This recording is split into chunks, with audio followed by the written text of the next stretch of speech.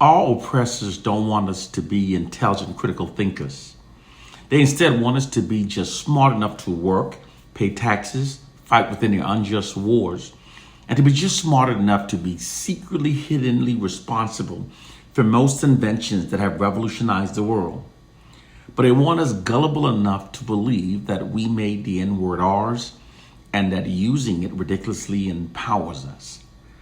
Gullible enough to believe that a book that strongly condones slavery and that was written by our oppressors, our ungodly oppressors, contains the true words of God. And they want us gullible enough to believe that although that same book was brutally beaten into submission within the minds of our enslaved ancestors, that it will now ridiculously set us free. And they want us gullible enough to now believe that we're our worst enemies in spite of a brutally horrific history to the contrary, proving that our oppressors are in fact our worst enemies. These are the noted beliefs held by those among us that are mentally enslaved. Whenever people are mentally enslaved, they'll always believe things that literally insults their own intelligence. Mental slavery is the worst form of slavery because it makes you defend your oppressor's mental enslaving lies while making enemies of your own people that are trying to free your mind from those lies. Those of us who don't critically think never notices our mental change. It is time for our people to wake up and critically think and learn the truth of our plight and condition. Our plight has nothing to do with a book written by our notoriously deceitful and ungodly oppressors. And our collective mindsets that thinks in ways beneficial to our oppressors has nothing to do with a silly slave syndrome myth. What we're truly up against are hidden nefarious social sciences that are being deployed against us unrelentingly by our oppressors. Social science is one of the branches of science devoted to the study of human behavior, specifically how people interact with each other, behave, and develops as a culture. The collective minds and perceptions of the masses are governed and shaped by hidden social sciences. These social sciences are secretly used by our oppressors to steer society towards their hidden objective.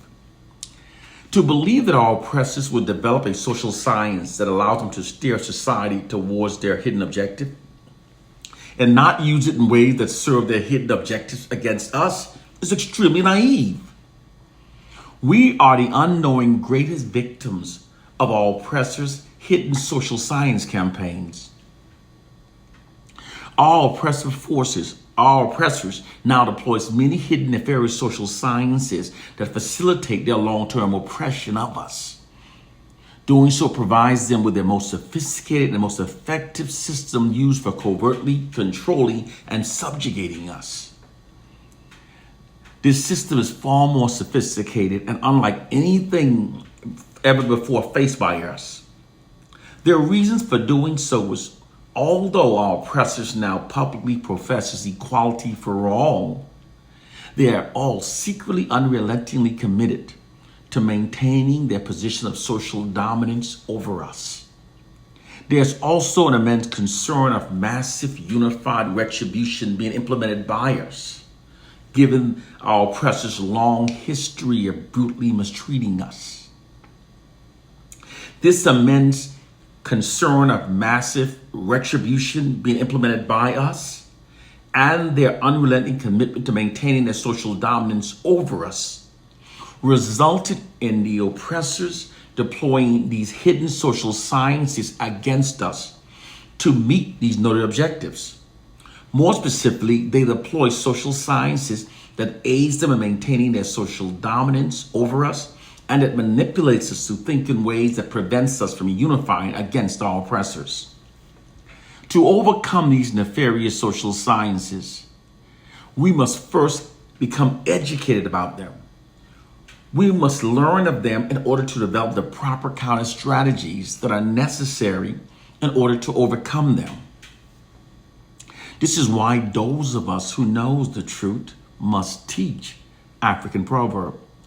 The social science that I will be discussing within this video is how propagandists employed by our oppressors perpetually manipulates the collective minds of our population to think in ways that serves our oppressors through unrelenting media subliminal programming propaganda. The oppressor's media's unrelenting negative depictions of our group that amplifies the negative to the point that it distorts our reality is much more than just biased media reporting. It's actually a demoralizing divide and rule psychological warfare campaign. Demoralize, divide, and rule is the method of controlling a targeted population through constant and unrelenting demoralization in order to create self-hate and division between the targeted population. This is what's being done to us by our oppressors through their propaganda campaigns. This psychological warfare program is deployed like a massive media marketing campaign that constantly subjects us to receiving only the fraudulent worst narratives about ourselves. Within this psychological warfare program, fraudulent, demoralizing propaganda about our group is being pumped unrelentingly into our unsuspecting minds without being challenged nor counterbalanced by an equal amount of positive, racially affirming information about our group. Its weapon is the message that it carries and the way that it adversely affects us in terms of our behaviors.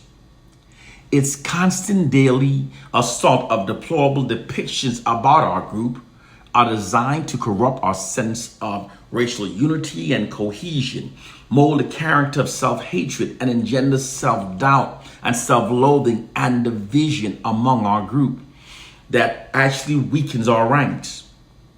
It also covertly conditions many of us to believe that we therefore need our oppressors to govern over our lives by convincing us to believe the fraudulent worst about ourselves and to believe that we're our own worst enemies. And it insinuates that we should admire, respect, and trust only our oppressors. Its ultimate objective is to demoralize us to such an extent that we therefore believe that we need our oppressors to govern over our lives, and we abandon all hope of ever liberating ourselves from our oppressors. It's also designed to instill the myth of our oppressor's superiority into our collective subconscious minds. Doing so not only makes us more compliant with our oppressor's dominance over our lives, in many cases, it makes many of us even prefer it. Excuse me. This psychological warfare system also shifts our collective aggressions away from our oppressors and redirects it against ourselves. It also produces self-hatred and disunity, which attacks the core foundation of what bonds us as a people, and we can then be ruled over forever.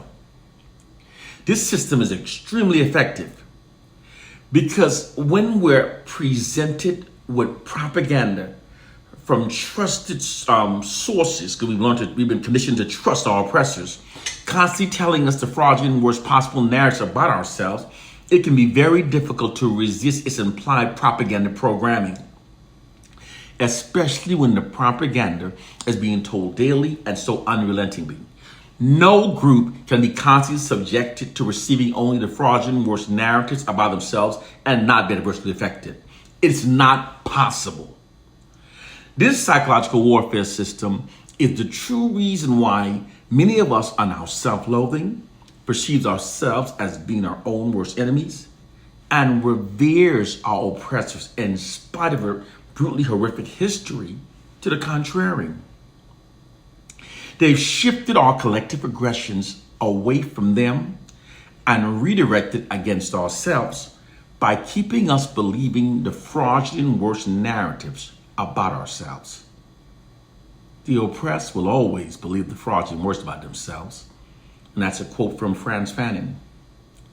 Then they manipulate us to believe that our mindset was created by a slave syndrome myth, because they know that as long as they keep our understanding of our plight and condition flawed, then all of our liberating remedies that stems from those misunderstandings will also be flawed.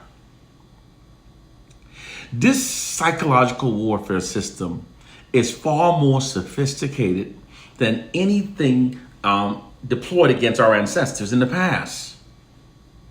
Deploying this system was a logical choice because it provides our oppressors with a more proficient method used for subjugating our population.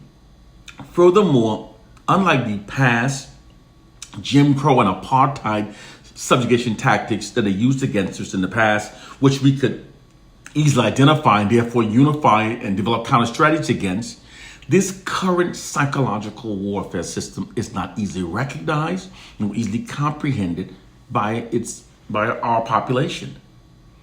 And the subjugation of the oppressed always works best when the oppressed no longer recognizes how the subjugation tactic works.